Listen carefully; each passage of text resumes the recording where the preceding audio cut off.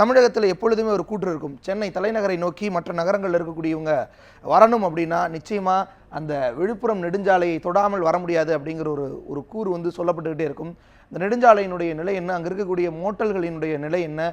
எந்த அளவுக்கு அங்கு தரம் இந்த மாதிரியான விஷயங்கள்லாம் பேணப்படுகிறது? பதிவு செய்யலாம். தற்பொழுது இருக்கின்ற இந்த கால சூழ்நிலை மக்கள் விரும்புகின்ற போக்குவரத்து சாலை போக்குவரத்து. இந்த சாலை போக்குவரத்தில் அவர்கள் அதிகமாக விரும்புவது பேருந்து பயணங்களில் தான். தமிழகத்தை பொறுத்தமட்டில் ஒரு குறிப்பிட்ட அவர்கள் விரும்பும் நேரமாக பயண தூரமாக 5 மணி நேரம் முதல் 12 மணி நேரமாகவே அவர்களது இந்த நெடுஞ்சாலை தூர பயணம் இருக்கின்றது. இந்த பயணத்தின் பொழுது அவர்களுக்கான அத்தியாவசிய தேவைகள் என்று வரும்பொழுது அவர்களுக்கான உணவுக்காகவும் மேலும் இயற்கை உபாதைகளை கழிப்பதற்காகவும் இங்கு ஏற்படுத்தப்பட்டுள்ள இந்த நெடுஞ்சாலைகளில் ஏற்படுத்தப்பட்டுள்ள மோட்டல்கள் என்று அழைக்கப்படும் சாலை உணவகங்கள், இந்த இடங்களில் பொதுமக்கள் தங்களுக்கான தேவைகளை அந்த இடங்களில் பூர்த்தி செய்ய வேண்டும் என்பதற்காகவே தான் இது இருக்கின்றது. இந்த நிலையில் மக்கள் இந்த இடத்தை பயன்படுத்தும் பொழுது அவர்கள் ஓட்டுநர்கள் எந்த இடத்தில் விரும்புகின்றனரோ அந்த இடத்திற்கு மட்டுமே பொதுமக்கள் உணவு அருந்தவோ அல்லது வேற ஒரு இடங்களுக்காகவோ அந்த ஓட்டுநர்கள் எந்த இடத்தில் நினைக்கின்றனோ அந்த இடத்திலேயே நிறுத்துகின்றனர். அப்பொழுது பயணிகள் அங்கு சென்று உணவு அருந்தும் பொழுதோ அவர்களுக்கான உணவு இல்லை, அதாவது ஹோட்டல்களில் இருக்கின்ற உணவையே அவர்கள் கட்டாயப்படுத்தும் விதமாக அவர்கள் உணவை அருந்த சொல்கின்றனர். அதே போன்று அவர்களுக்கான சுகாதார நிலையும் இந்த இடங்களில் கிடையாது. ஏனென்றால் அவர்கள் பேருந்து பயணத்தின் பொழுது வரும்பொழுது அவர்கள் தற்பொழுது இந்த சாலை ஓரங்களிலேயே இயற்கை உபாதைகளை கழிக்கின்றன. இது பொதுமக்களுக்கு மிகுந்த சுகாதார சீர்கேட்டை ஏற்படுத்துகின்றது. தற்பொழுது பொதுமக்கள் நம்மிடையே அதாவது சென்னையிலிருந்து வந்த பயணிகள் நம்மிடையே கேட்கின்றனர். அவரிடம் இது குறித்து கேட்போம். வணக்கம், நீங்க இப்போ சென்னையிலிருந்து வந்தீங்க அப்படின்னு சொல்லிட்டு சொன்னீங்க. இந்த மாதிரி பிரச்சனையில இருக்கிற இந்த திண்டிவனம் பகுதியில் இருக்கிற ஒரு 5 ஹோட்டல் உணவகங்கள் இந்த மாதிரி இருக்கின்றது, மோட்டல்கள் என்று அழைக்கப்படுகின்றது. இந்த நிலையில நீங்க பயணிகள் அங்க மாதிரி உங்களுக்கு என்னென்ன சிரமங்கள் அங்க இருக்கின்றது? நாங்கள் காலையில் பஸ் ஏறுறதுக்கு போதே கேட்டோம், வயலில் ஏன்னா ஹோட்டலில் நிப்பாட்டுங்களான்னு. நிற்காதுன்னு சொன்னாங்க. ஆனால் சொல்லிய பிறகு நான் விழுப்புரத்துக்கு வந்தேன், சென்னையிலேருந்து விழுப்புரத்துக்கு வரேன். எனக்கும் நிப்பாட்டிக்கிற ஹோட்டலுக்கும் கிட்டத்தட்ட ஒரு 5 கிலோமீட்டர் ஒரு 6 கிலோமீட்டர் தான் இருக்கும். அந்த 5 கிலோமீட்டர் நாங்கள் போயிட்டாலே நாங்கள் எங்கள் வீட்டுக்கு எங்களுடைய தேவைகளை நிவர்த்தி பண்ணிக்கலாம். ஆனால் அவங்க என்ன பண்ணிட்டாங்க, எந்த ஹோட்டலில் நிற்காதுன்னு சொல்லிவிட்டு வயலில் இருக்கிற ஹோட்டலை நிப்பாட்டி அரை மணி நேரம், குறைந்தபட்சம் ஒரு அரை மணி நேரமாவது அந்த பேருந்து நிற்கிறது. சரி வந்தாச்சு சாப்பிட்லான்னு சொல்லிட்டு முடிவு பண்ணோம்னா நமக்கு தேவையான உணவு அருந்துறதுக்கான வாய்ப்புகள் இங்கே கிடையாது.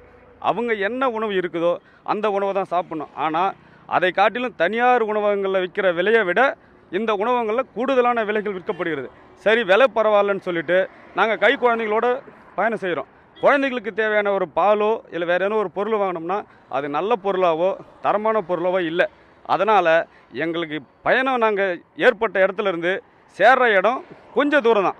நிற்கிற ஹோட்டலுக்கும் விழுப்புரம் பேருந்து நிலையத்துக்கும் கிட்டத்தட்ட ஒரு 5 கிலோமீட்டர் தான் இருக்கும். ஆனால் அந்த 5 கிலோமீட்டருக்குள்ளே இருக்கிற ஹோட்டலை நிப்பாட்டி எங்களை தேவையில்லாத மன உளைச்சலுக்கு ஆளாக்கி எங்களுடைய சுதந்திரத்தை பறிக்கிற மாதிரி எங்களுக்கு ஒரு ஃபீலிங் இருக்குது. சரிங்க. அதே போல பொதுமக்கள் மிகுந்து அவர்கள் தெரிவிக்கின்ற ஒரு கருத்தாக இருக்கும் பொழுது விலைவாசி, இந்த மாதிரி சூழ்நிலையில் உணவுகள் அவர்களுக்கான தேவைக்கான உணவுகள் இல்லாத பட்சத்தில் அவர்களுக்கான உணவு நிலை, அந்த உணவிற்காக விலை நிர்ணயங்கள் சாதாரண விலையை விட 2 மடங்கு அதிகமாகவே இந்த மோட்டல்களில் இருக்கப்படுகின்றது. ஏனென்றால் ஒரு 10 ரூபாய்க்கு வாங்கக்கூடிய அந்த உணவு இங்கு கிடைக்கும் இடங்களில் 30 ரூபாய் அளவுக்கு விற்கின்றதாக இருக்கின்றது.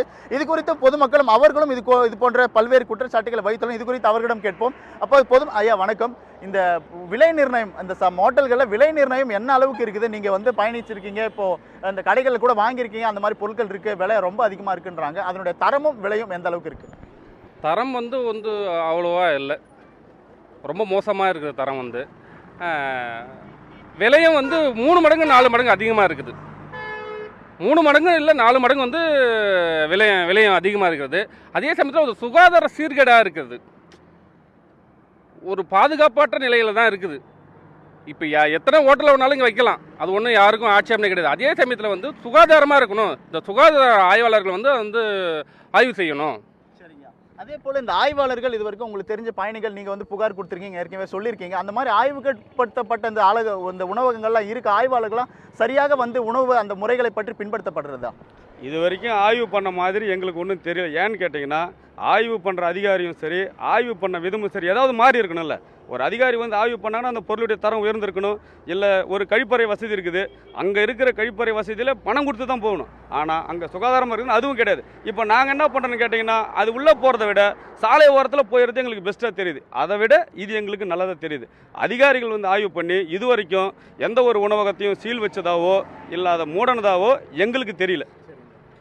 தேவேந்திரன், நான் ஏற்கனவே கூறியது போல நடுத்தர மக்கள் அதிகமாக விரும்புவது இந்த சாலையில் பேருந்து வசதிகள் தான். இந்த பேருந்துகளில் அவர்கள் தற்போது அவர்கள் செய்யும் நிலையை விரைவாக அடைவதற்காக அவர்கள் பேருந்துகளை தேர்வு செய்யும் பொழுது இது போன்ற அவர்களுக்கான அத்தியாவசியங்கள் கிடைக்கவில்லை என்று அவர்கள் மிகுந்த மன உளைச்சலுக்கு ஆளாகின்றனர்.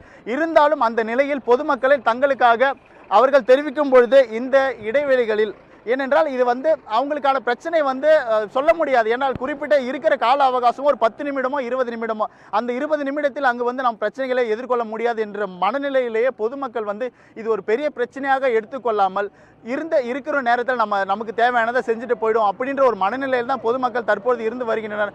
அதே போன்று இது போன்ற பல்வேறு குற்றச்சாட்டுகள் இந்த சாலையோர மோட்டார்கள் என்று அழைக்கப்படும் சாலையோர உணவகங்களில் இது போன்ற பிரச்சனைகளை தினம் தினம் பயணிகள் தற்பொழுது அவர்கள் அனுபவித்து வருகின்றனர். தேவேந்திரன்.